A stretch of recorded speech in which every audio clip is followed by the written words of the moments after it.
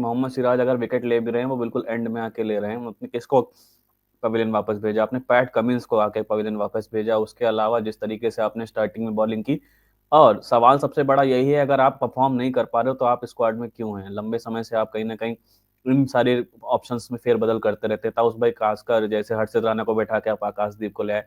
मोहम्मद सिराज पर मुझे नहीं लगता इस समय किसी भी क्रिकेट एक्सपर्ट को या किसी भी टीम मेंबर को भी इतना ज़्यादा कॉन्फिडेंस होगा कि वो अच्छा परफॉर्म कर सकते हैं। बुमराह को वो ओवरबर्डन कर रहे हैं और ये चीज़ बहुत ज़्यादा अब विजिबल हो चुकी है। ऐसे में मोहम्मद सिराज का कितना बड़ा रोल रहा है या कितने बड़े वो मुजरिम है इस तरह की पारी को बिल्डअप होने देने में? यू नेवर नो, वो एक पैट कमिंस विकेट पे एक और मैच खेल लेंगे। सो ऐसा रहा है ओवरऑल मोहम्मद सिराज का। नहीं, सी, दिस इज ऑब्वियस यार, Mohammed Siraj lack of consistency, lack of line और लेंथ, समझदारी नहीं है। इतने साल खेलने के बाद आपको कैसी लाइन डालना है, आपको क्या सपोर्ट प्ले करना है, when your senior pro, when your bowling captain is doing such a wonderful job, how to support him. वो बिल्कुल ही कहीं पर भी इफेक्ट में नहीं आ रहा है, उनको समझ में नहीं आ रहा है कि मैं क्या करूं। And it's pity, I feel sad for him. I mean playing cricket for so many years, IPL हो, हर फॉर्मेट में आपको चांस मिलता है, मौका मिलता है, और फेथ दिखाती है टीम, और वो फेथ हर मैच में आप तोड़ देते हो, हर इनिंग में तोड़ देते हो। तो आप सिर्फ रन्स, अगेन जेमी भाई ने सही बोला कि आप कंट्रोल नहीं ला रहे हो। Control, Akashdeep, still I still believe he bowled very well. He bowled beautifully, just that he was not getting the line. He was not keeping on to the stumps. नहीं तो he would have been dangerous. You know, he could have got more wickets. But यार, सिराज के ऊपर पूरा ठेका फूटना चाहिए। और क्योंकि एक्स्ट्रा रन तो दिए उन्होंने, उन्होंने विकेट टेकिंग डिलीवरीज डाली भी नहीं उन्होंने।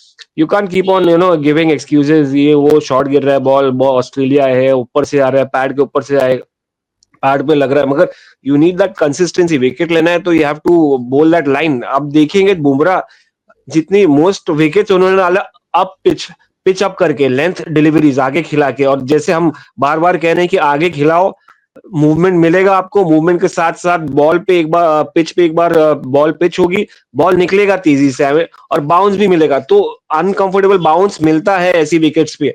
आप समझ रहे नहीं हो, यहाँ पर देखिए बैठ के कहना आसान होता है, बट देन ऊपर से देख के तो समझ में आता है। एटलीस्ट आप ग्राउंड पे रहते हैं तो ग्राउंड का माहौल आपको एग्जैक्टली समझ में नहीं आएगा, क्योंकि आप बॉलिंग डाल के आप निकल जाएंगे फाइन लेग थर्ड मैन पे।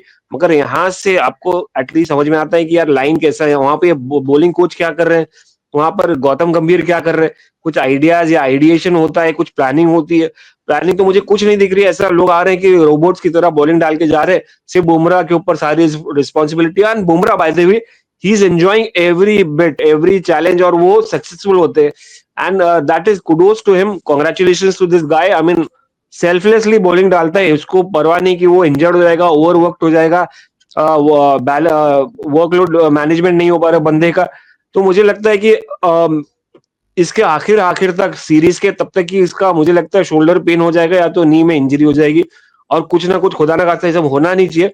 बट अगर इतना लोड आएगा तो यार बॉलर करे तो करे क्या Bumrah, because your other bowlers are not doing the job. You can't expect much from Nitish Reddy, he is still a newbie. Akashdeep को पहला मौका मिला ऑस्ट्रेलिया में, फेर बदल सिराज से साथ में लेके चल रहे हो, कांस्टेंट रख रहे हो, despite his lack of consistency in line and length. Forget wickets, 4 wicket निकाल लिए पहले मैच में। सीख रहे नहीं है, दैट इज द प्रॉब्लम, सीख रहे नहीं है।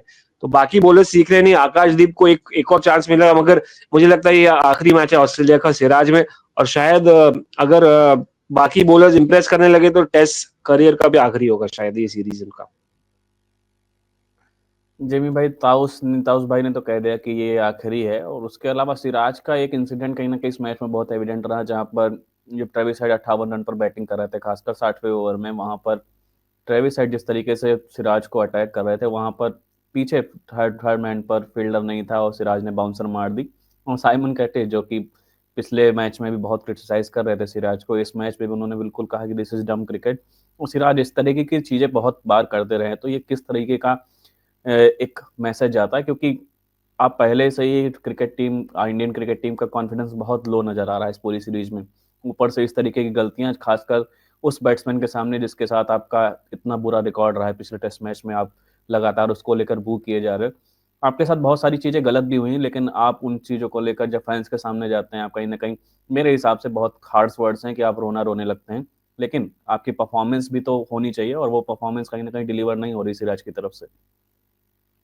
बिल्कुल सही। हमने मॉर्निंग शो पे हम सब अपने बाल निचोड़ रहे थे कि यार how how do you get Travis head out, और तौस भाई ने कहा था कि आप पिच अप करो पिच अप करो। बात बिल्कुल सही है, जब भी बॉल पिच अप ये कर रहे थे तो ही लुक्ड, या तो he is forced to lunge forward and defend, और you know he played some shot. और बात वो नहीं है, अच्छे कितनी बार अच्छे लेंथ बॉल पर इस बंदे का बैट लेट आया, फाइन लेग पे गया, you know it was a scratchy innings, but point है कि यार स्क्रैची के बेसिस पर फिर भी ये 152 मार रहा है ना, 90 प्लस के स्ट्राइक रेट से। अगेन रोहित शर्मा की हम काफी क्रिटिकल रह चुके हैं उनको लेकर। एक और बॉल था, मोहम्मद सिराज ने पता नहीं क्या भूत सवार हो गया, एक बार शॉट मारा, बंदे ने पुल मारा। फील्ड देखो ना, फील्ड देखो। मैं कहता हूं अगर ट्रेविस हेड क्रीज पे आते हैं, बिल्कुल I will back what toss by saying. One of the commentators, I think David Warner was saying, put a, or Mark Nicholas, someone was saying, put a catching cover. सब सही है। इसके maximum run आते हैं third man पर। कितनी बार as गया और रोहित शर्मा ने थर्ड मैन लगाया नहीं, लगा के हटा दिया सीधे। वो मैं कह रहा हूं नहीं, मैं कह रहा हूं चाहे जब वो भगवान की देन से वो दिन आएगा जब ट्रेविस हेड केवल 15 गेंद खेलेंगे एक पारी में, 15 गेंद हो या 160 गेंद हो, थर्ड मैन को हटाओ मत। अब कोई बोलेगा सर ये कन्वेंशनल, क्या ट्रेविस हेड कन्वेंशनल है? नहीं है ना।